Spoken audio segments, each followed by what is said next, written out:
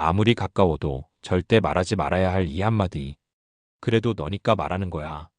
이 말 참 익숙하지 않으신가요? 우리는 가까운 사람에게 더 쉽게 속내를 털어놓습니다. 가족, 오랜 친구, 혹은 몇십 년 된 이웃에게 마음을 열었다가 오히려 관계가 멀어진 적 한 번쯤 있으실 겁니다. 특히 나이 들수록 가까운 사이니까라는 말은 위험한 오해를 낳습니다. 상대는 내 속마음을 받아줄 거라 믿고 이야기했지만 듣는 사람은 전혀 다르게 받아들이는 경우가 많기 때문입니다. 진심이 왜곡되면 상처는 깊어집니다. 이런 경험 많으시죠? 좋은 뜻으로 한 말이 왜곡돼서 돌아오는 거예요. 예를 들어 그 집에는 참 똑똑하더라는 단순한 감상도 누군가에겐 비교로 들립니다. 이제 좀 쉬어야 하지 않겠어? 는 걱정이 아닌 간섭으로 느껴질 수 있고요. 결국 말은 내가 한 만큼이 아니라 듣는 사람이 어떻게 느끼느냐에 따라 무게가 달라집니다. 문제는 친한 사이일수록 오히려 조심성이 떨어진다는 데 있습니다. 멀리 있는 사람보다 가까운 사람이 더 깊은 상처를 남기니까요. 그렇다면 어떻게 해야 할까요? 먼저 편하니까 말한다는 착각부터 버려야 합니다. 진짜 가까운 사이라면 말보다는 배려가 먼저입니다. 하고 싶은 말이 떠올라도 내 말이 상대에게 어떤 울림으로 다가갈지를 한 번 더 생각해 보는 것. 그것이 진짜 어른의 지혜입니다. 가까운 사람일수록 더 조심해야 한다는 것. 우리 모두 알고 있었지만 자주 잊는 사실입니다. 이 나이에 조심한다고 손해볼 거 하나 없습니다. 오히려 관계를 더 깊고 단단하게 만들 수 있는 방법이죠. 하지만 말조심만으로는 부족할지도 모릅니다. 왜냐하면 어떤 주제는 조심한다고 해도 꺼내는 순간부터 오해를 불러오기 때문입니다. 그 중에서도 가장 위험한 이야기, 바로 돈 이야기입니다. 왜 돈 이야기를 꺼냈다가 사람까지 잃게 될까? 요즘 조금 여유가 생겼어. 이 한마디에 사람들의 눈빛이 바뀌는 걸 느껴본 적 있으신가요? 돈 이야기는 듣는 사람의 상황과 감정에 따라 완전히 다르게 해석됩니다. 내가 단순히 기쁜 마음에 말한 성과가 누군가에겐 과시로 비춰지고 또 누군가에겐 질투의 씨앗이 되죠. 처음엔 우와 좋겠다 하고 웃던 사람이 어느 순간부터 연락을 끊거나 서운한 말들을 흘릴 때도 있습니다. 돈 얘기를 듣는 사람은 절대 있는 그대로 듣지 않습니다. 돈 좀 쓰지? 한턱 쏴야지? 그럼 너네 집은 걱정 없겠다? 는 말들 속엔 미묘한 감정이 숨어 있죠. 심지어는 내 경제 상황을 근거 삼아 빌려달라는 부탁이 들어오기도 하고요. 거절하면 나쁜 사람 되기 십상입니다. 가까운 사람일수록 더 부담스럽고 더 어렵습니다. 결국 내 입으로 꺼낸 말 한마디가 관계를 어긋나게 만드는 거죠. 특히 우리 세대는 자녀 뒷바라지, 노후 준비, 병원비 같은 현실적인 문제로 늘 경제적 부담을 안고 삽니다. 그런데도 돈 이야기를 쉽게 꺼내는 건 마치 마음의 문을 활짝 열고 사람들 앞에 통장 잔고를 보여주는 것과 같아요. 돈을 이야기하는 순간 사람들은 내 삶을 보기보다 내 돈을 먼저 봅니다. 사람을 잃는 건 한순간입니다. 그래서일까요? 지혜로운 노인들은 이런 말을 자주 합니다. 돈 얘기는 가족하고도 함부로 하지 마라. 보태줄 게 아니라면 말하지 않는 게 낫고 빌려줄 게 아니라면 언급조차 꺼내지 말라는 뜻입니다. 결국 돈 이야기는 누군가에게 기대를 심어주고 그 기대가 어긋났을 때 원망으로 돌아오는 무서운 화살이 됩니다. 그렇다면 왜 우리는 이런 말을 굳이 꺼내는 걸까요? 그리고 왜 어떤 사람은 그걸 기회 삼아 나를 이용하려 드는 걸까요? 바로 여기서 중요한 본질이 드러납니다. 인간은 누구나 이기적인 존재라는 사실, 그것을 받아들이지 않으면 말조심도 관계의 거리 조절도 제대로 할 수 없습니다. 3. 인간은 본래 이기적입니다. 그래서 말조심이 더 중요합니다. 우리는 종종 사람을 너무 믿습니다. 쟤는 나한테 그러지 않을 거야. 우리 사이에 그런 일은 없지. 하지만 이 말 정말 맞을까요? 인간은 누구나 본능적으로 자기 이익을 먼저 생각하는 존재입니다. 나 역시 그랬고 상대도 마찬가지입니다. 그런데 우리는 이 이기심을 인정하지 않고 왜 저래? 사람이 너무해하며 실망합니다. 본래 그런 존재임을 알았다면 실망할 일도 없었을 텐데 말이죠. 이기심은 나쁜 게 아닙니다. 그냥 있는 그대로의 인간일 뿐입니다. 문제는 이기심을 인정하지 않을 때 생깁니다. 누군가가 나의 말이나 행동을 이용하려 들면 우리는 그걸 배신으로 느끼죠. 내가 저렇게까지 했는데 하면서요. 그런데 상대는 다르게 생각합니다. 당신이 했던 말이나 행동은 호의가 아닌 기회였던 겁니다. 그래서 우리는 말조심을 해야 합니다. 내 말 한마디가 상대에겐 허락이자 문이 될 수 있기 때문입니다. 그렇다고 세상을 부정적으로만 볼 필요는 없습니다. 단지 관계에서 너무 많은 걸 기대하지 않는 것, 그게 핵심입니다. 나를 먼저 생각하듯 상대도 자기 이익을 챙길 수 있다는 걸 이해하면 마음이 덜 상합니다. 특히 나이 들어갈수록 내 감정과 마음의 중심을 남에게 맡기는 건 점점 더 위험해집니다. 기대가 크면 실망도 큽니다. 그리고 실망은 불신으로, 불신은 단절로 이어지죠. 그러니 꼭 기억하세요. 이기심을 탓하기 전에 내가 말을 덜 했는지를 돌아보는 것. 나도 모르게 흘린 말 한마디가 상대의 욕망을 자극하고 내 인간관계를 어긋나게 만들 수 있습니다. 우리가 말조심을 하는 이유는 누굴 속이거나 숨기기 위해서가 아닙니다. 단지 내 마음을 지키기 위한 보호막이기 때문입니다. 하지만 여기서 또 하나의 질문이 생깁니다.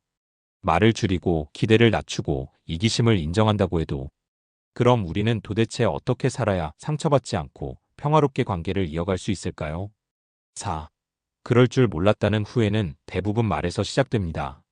그때 내가 그 말만 안 했어도 돌아보면 후회는 대부분 입에서 시작된 말 한마디에서 비롯됩니다. 상황은 별것 아니었는데 내가 던진 한마디가 오해를 불렀고 그 오해가 상처를 만들었으며 결국 관계가 멀어지고 말았습니다. 말이라는 건 화살과 같아서 한번 날아가면 되돌릴 수 없습니다. 내가 아무리 좋은 뜻으로 했다고 해도 상대가 다르게 받아들이면 그건 상처가 됩니다. 말은 의도가 아니라 결과로 평가되는 법이죠. 특히 우리 세대는 경험이 많다고 인생을 많이 살았다고 생각해서 말을 쉽게 합니다. 나는 이런 거 겪어봐서 아는데 내가 너 생각해서 하는 말이야. 그 나이엔 다 그래 같은 말들. 하지만 상대는 이렇게 받아들입니다. 잔소리하네, 무시하나? 자기 얘기만 하네. 실제로 아무런 악의 없이 꺼낸 이야기들이 상대에게는 마음에 남는 가시가 되어 박히는 걸 우리는 너무 늦게 깨닫습니다.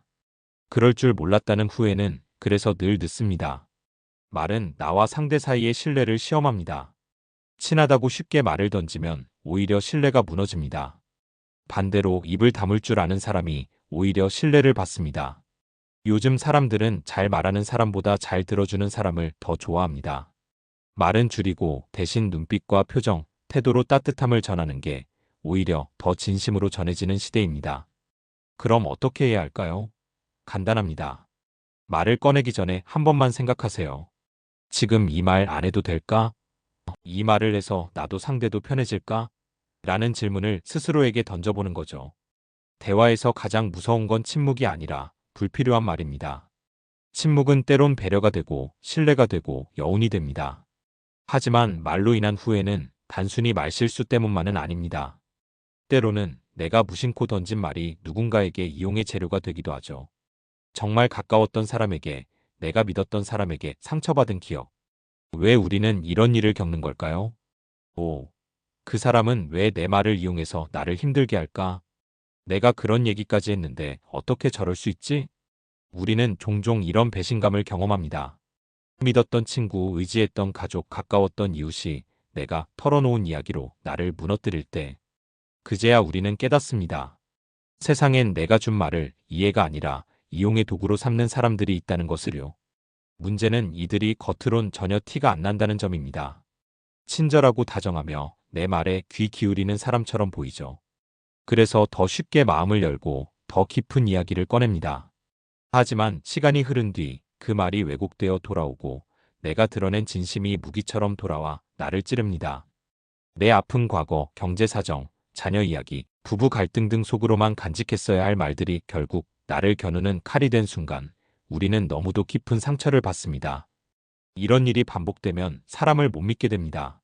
누구에게도 말하지 못하고 속마음을 꺼내는 게 두려워집니다.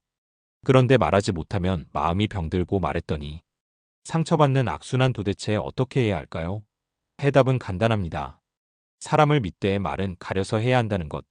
진심을 전할 때도 선택적으로 털어놓는 것이 필요합니다. 사람은 누구나 이야기할 상대를 원합니다. 외롭고 쓸쓸할수록 더 그렇죠. 하지만 이야기의 내용에 따라 듣는 사람의 기준이 달라진다는 걸 잊지 마세요. 누군가는 내 상처에 공감하지만 또 다른 누군가는 그걸 타인의 흉으로 소비합니다. 말은 신뢰가 쌓였을 때 그 신뢰를 증명한 사람에게만 건네야 합니다. 그렇지 않으면 결국 말은 내가 손해보는 길이 됩니다. 이제는 말을 많이 하는 사람이 지혜로운 게 아니라 필요한 말만 하는 사람이 지혜로운 시대입니다. 진심은 가벼운 입에서 쉽게 흘러나오지 않습니다. 진짜 중요한 말은 조심스러울수록 깊게 전달되니까요. 그렇다면 이제 남은 질문은 하나입니다. 내가 드러낸 말이 상처가 되지 않으려면, 그리고 누군가의 무기가 되지 않으려면 도대체 어떤 말습관을 갖는 게 좋을까요? 6. 결국 나를 지키는 말습관이 인생을 지킵니다.